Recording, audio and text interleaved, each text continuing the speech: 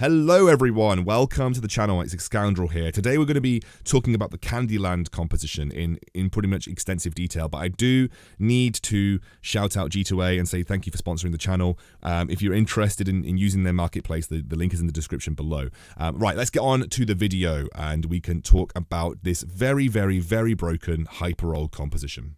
We're going to be covering the Candyland composition, which is basically a way of saying hyper-roll poppy. It really is a composition that is carried solely by one unit, and then you essentially build separate parts of your composition to support that unit. Now, if you are going in the early game, it's really simple, by the way, guys. This is like probably the most simple composition you will ever have to play in your life.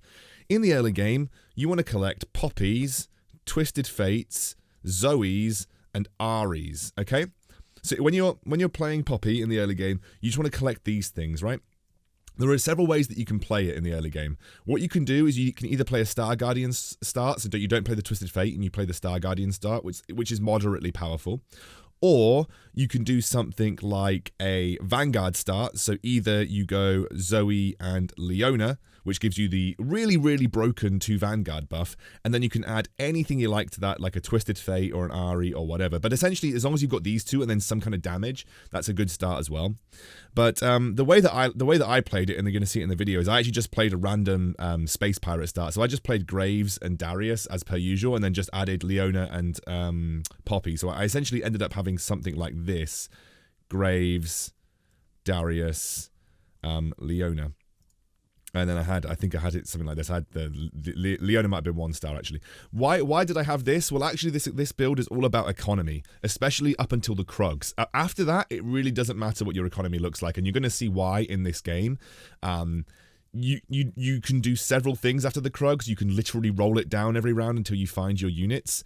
But really, the only important part of this game is generating economy up until the Krugs, because after the Krugs, you're going to roll down for everything. So, let's talk about how you go building out the composition. Whatever early game that you choose, and again, you can play a Star Guardian start with Poppy, Ari, Zoe, you can play a Space Pirate based start with Vanguards, or you can just play 2 Vanguards with whatever the hell you like behind it. It really doesn't matter, as long as you are collecting Poppies, Aries, Zoes, and Twisted Fates, okay?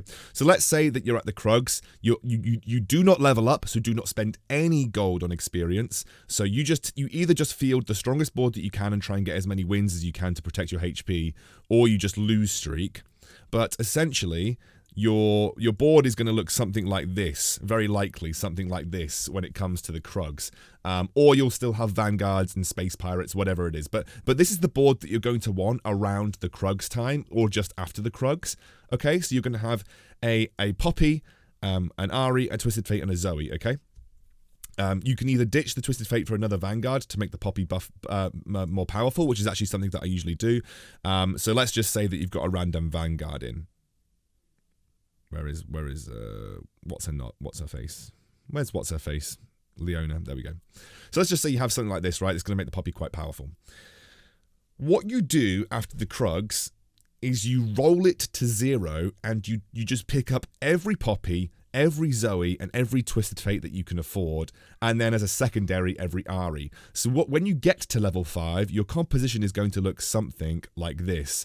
And I will tell you, the order of priority of 3 stars goes: Poppy should be 3-starred as an absolute priority, then Twisted Fate, then Zoe.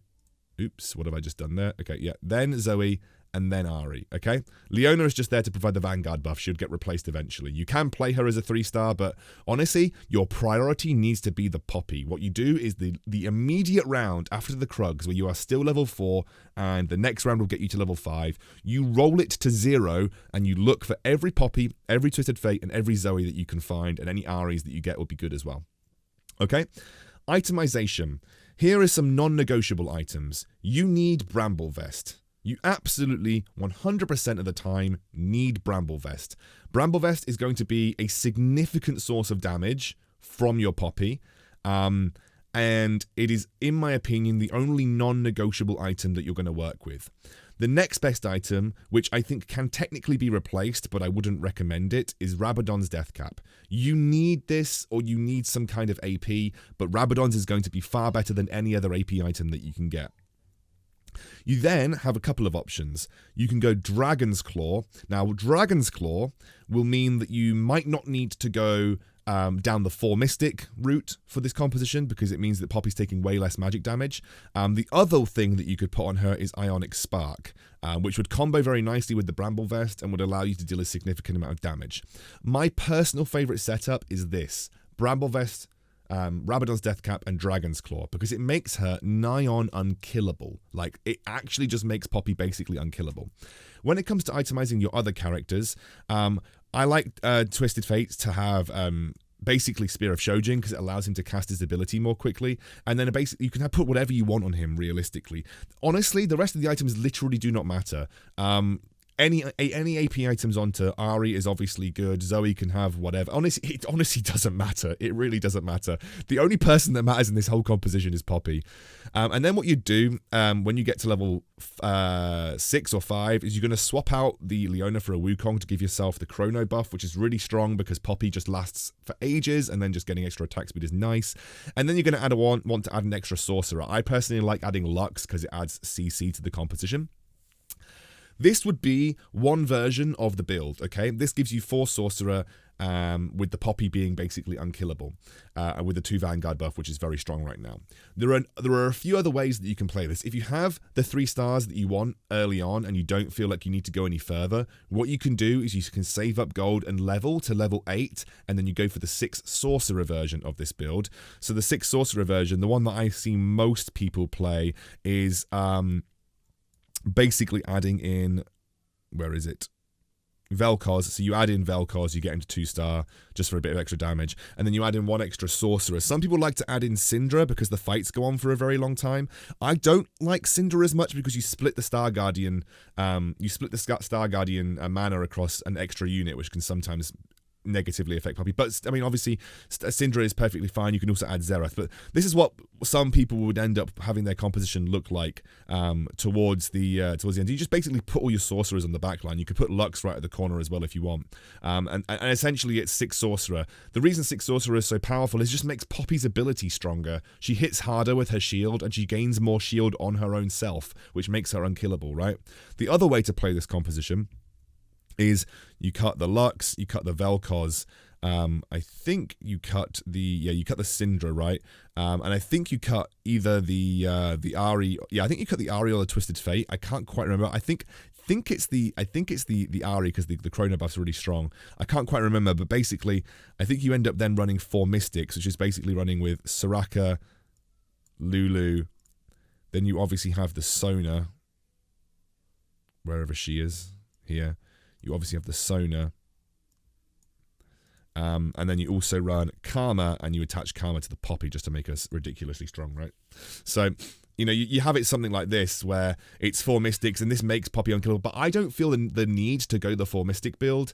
If I'm playing the Dragon's Claw, I much prefer the Sorcerer build, because I think the Dragon's Claw does the job of 4 Mystics anyway. So if you don't have Dragon's Claw, 4 Mystics might be better, because it's going to make Poppy more resistant to magic damage, and it's really all about just keeping Poppy alive as long as possible. So that is kind of like the breakdown of this composition.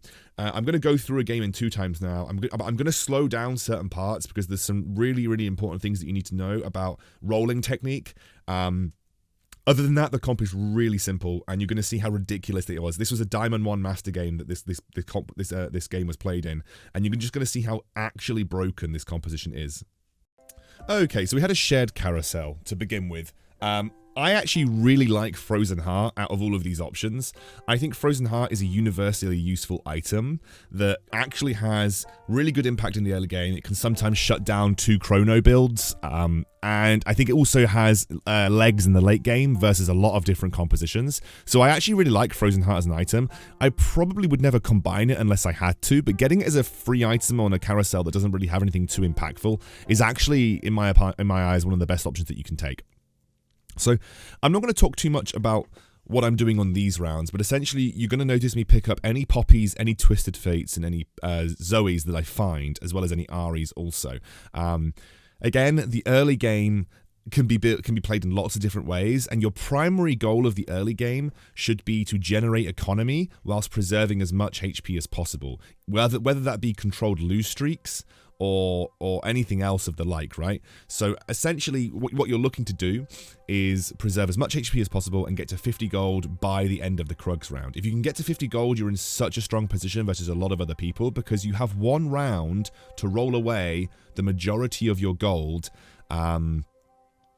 after the Krugs. So the more gold that you have, the more likely it is that you're going to hit the 3 stars that you need, and those being things like Poppy, Twisted Fate, Zoe, and Ari. Zoe does not matter that much as a 3-star, simply because her, like, the only thing that's really useful about her is the fact that her stun goes up to 4 seconds, and that's like a significantly sized stun. So obviously you should respect that, but she's not as impactful as Twisted Fate and as Poppy. And I actually, think Ari and Zoe, it really just depends whichever one you get first. But obviously you just pick up Zoe's because she's 1 cost, and so she doesn't cost too much to keep on your bench. But yes, so here we go. Picking up units that I need in this situation. The other thing that I'm doing right now is also just going to be taking things like Graves or any extra pairs that I think could come in useful down the line. I'm keeping the Leona for the Vanguard buff for my Poppy eventually. In terms of itemization, okay, like I said, the #1 priority for me is getting a Bramble Vest, and then I'm going to be looking to use that Negatron Cloak. So I'm not going to combine anything like a GA or anything like that, because right now, the most important thing for me is getting a Bramble Vest on the Poppy. Bramble Vest is literally the MVP carry item of this composition alongside the Rabadons, right? A majority of your damage that you'll take from, or you'll deal out is going to be from your Poppy's Bramble Vest.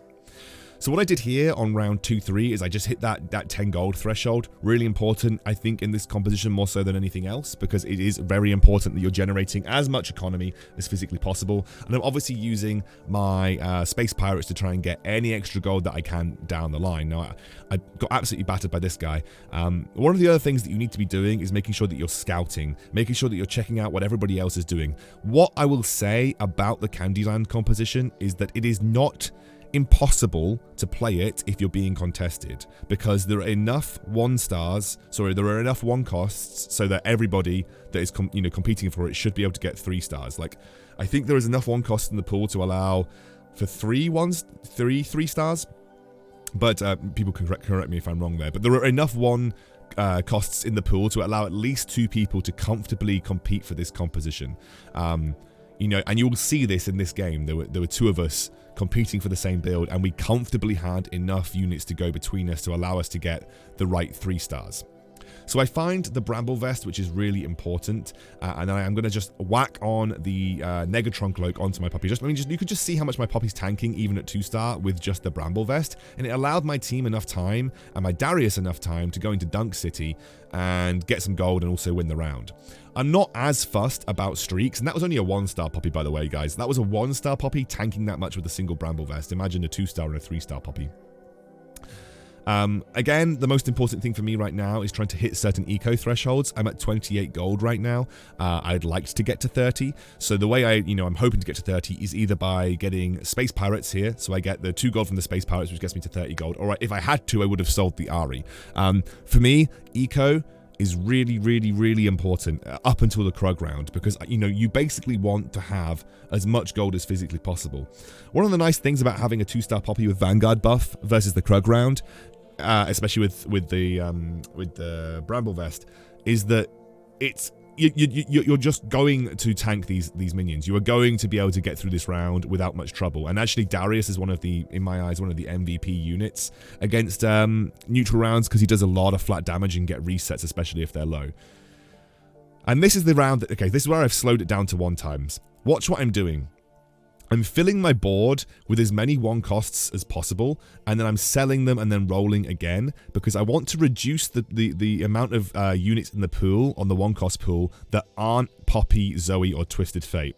So I'm actually trying to buy up as much space on my bench as possible and allow me to roll down for extra units. And that's allowing me to get, I've got, 4 Poppies or 5 Poppies. I've got 6 Poppies, I've got 5 Zoes, I've got 3 Twisted Fates here, and I'm going to continue to do it through the round that I'm currently fighting in.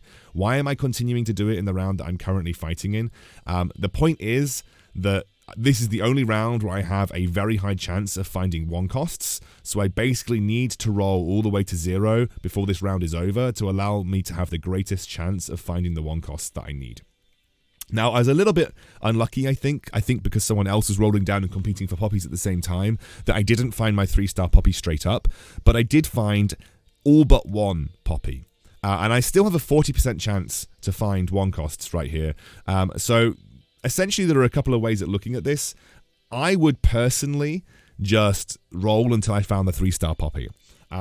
Some people like to eco up a little bit further, like, you know, they like to eco up to like 30, 20 gold and then roll down then. Because I'm competing with someone for the build, I quite like just trying to roll to find that 3-star poppy. And as soon as I find that 3-star poppy, I can eco a little bit more because she will literally single-handedly carry me through rounds. So I find the Wukong. I'm going to speed it back up again now because we've gone through the important part.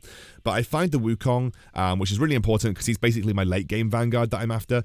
And then you can just see me versus this Caitlyn. Like, that poppy just carried me through this entire round, and she's literally only 1-star.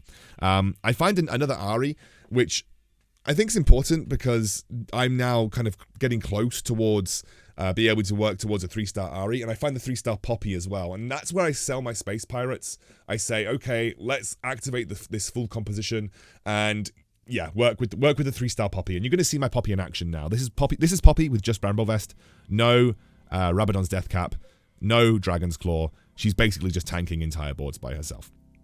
And at this point, this is the point where I'm going to eco back up just a little bit, and I'm going to then eventually look to try and find the rest of my 3-star 1 costs. This build does not really need the 3 stars of Zoe, Twisted Fate, and Ahri, but it will definitely make your life a little bit easier if you have them. So, because I was doing it for the purpose of a video, I wanted to try and 3-star everything. There were a couple of options that I could have had at this point. So, a few of the options that I could have had at this point were Eco and Level. That would reduce the chances of me finding the 1 costs, but it would allow me to transition into a build around the 3-star Poppy. The other option is to eco and then roll. Now you can see that I'm competing with someone else, and he's actually picked up a number of Poppies and a number of Twisted Fates. So I am actually competing with someone. He's also got a 3-star Zoe finished already. This kind of, I guess, encouraged me to go for the rolling strategy. But I was going to wait until after the neutral round. The reason I'm going to have to wait until after the neutral round is because it's just going to give me free gold that I can use to then roll down. And I can see that that guy is rolling pretty extensively for a 3-star Poppy. He ecoed a little bit further before me, and then he did indeed end up finding it. The important thing to note here is that his 3-star Poppy does not have Bramble Vest, and neither does it have Dragon's Claw, but he does have the Rabadon's Death Cap. I think the defenses are more important on Poppy than the Rabadon's Death Cap, but the Rabadon's Death Cap is incredibly important. But Bramble Vest also would always be my #1 priority. So what I'm looking for on my next roll down is obviously as many Zoes, as many Ahris, and Twisted Fates as I can get. We both have the 3-star Poppy now, so as I said, it is okay for you to compete for this build versus 1 person. I think if you're competing against 2 people, you might find it a bit more difficult, but it is okay to compete versus 1 person for this build. I'm now rolling down, and again, what I'm doing is just trying to absorb as many 1 costs as physically possible. And as soon as I have all of the 1 costs on my bench that I don't need, I obviously then try and look for the 1 costs that I do need and fill my bench with those.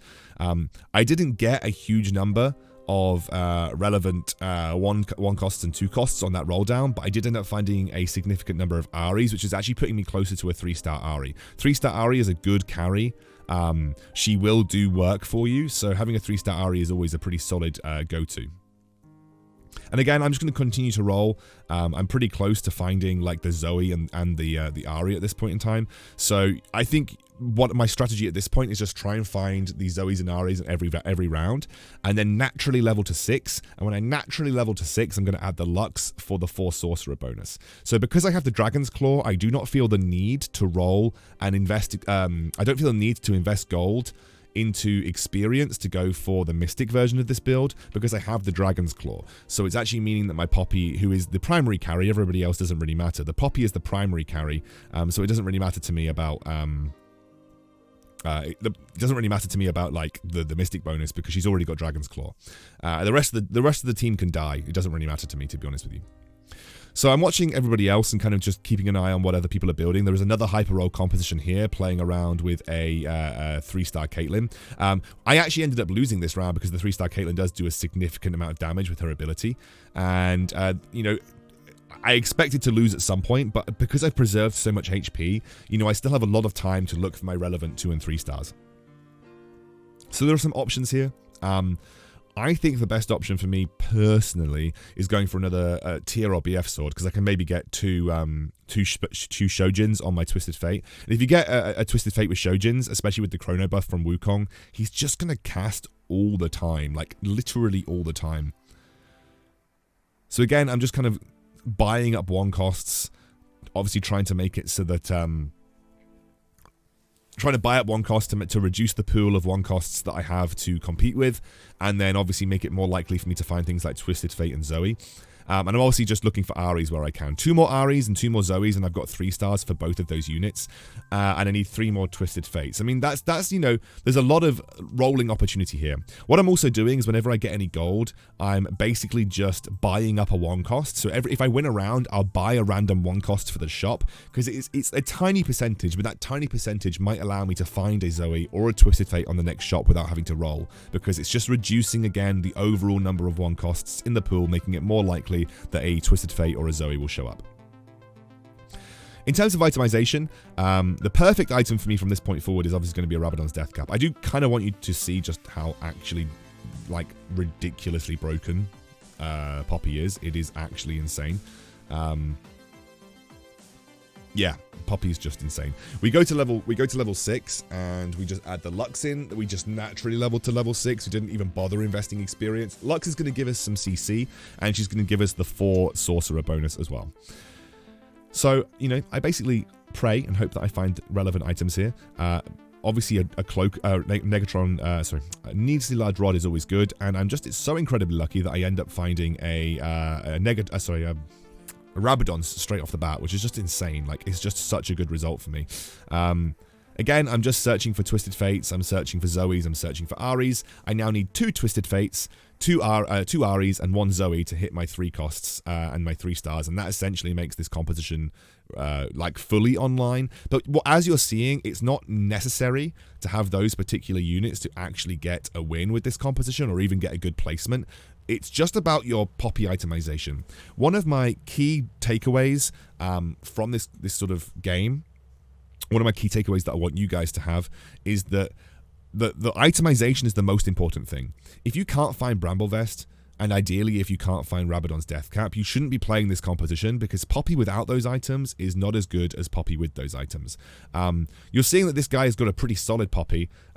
He's still generating a huge shield with the Rabadon's Death Cap, and it is still possible, but it's just not as effective as the Bramblevest Poppy. This was the most hilarious round, by the way. We ended up drawing because it just went on for so long. But you will see later on when I play him, when our builds are kind of fully complete, it's just not as good to play. It's not as good to play the Poppy without the Bramblevest, especially because it just means you lose more readily against things like Blaster Brawlers, things like Cybernetics, things like this Pikachu composition. You lose more readily because you don't have the way to respond against very high basic attackers, and you also can't defend against critical strikes, and you know, critical strikes can and will deal significant damage to your shields. Item here, okay, order of preference, Ionic Spark would be good for the Wukong, Thief's Gloves would have been great for the Ahri, Hand of Justice would have been great too.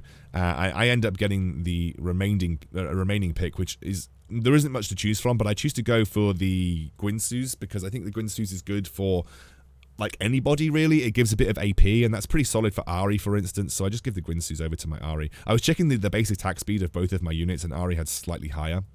So yeah, we find a 3-star Zoe, which is nice. Now we're just going to be searching for the 3-star Twisted Fate and the 3-star Ahri. Again, because I have the Dragon's Claw, don't really feel the need to level up anymore. Now, what I could have done, I didn't need to donkey roll for the Ahri. It might have been more consistent for me, for instance, to end up trying to level up and going for 6 Sorcerer here, because 6 Sorcerer might have massively improved my Poppy's defensive capabilities. But nonetheless, I was just kind of like still determined to find my 3-star Ahri, but unfortunately, every time I'm rolling, wasn't able to do so.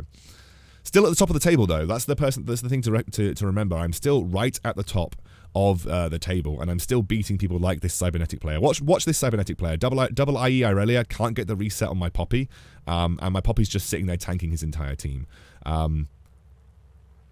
You just need to watch. Look at her. It is actually just ludicrous. I mean, this build needs a nerf. This build, like, hugely needs a nerf. I mean, she basically soloed the entire team. I think she did like 12k damage or something ridiculous like that. So what I'm waiting for here is, again, item choice is important.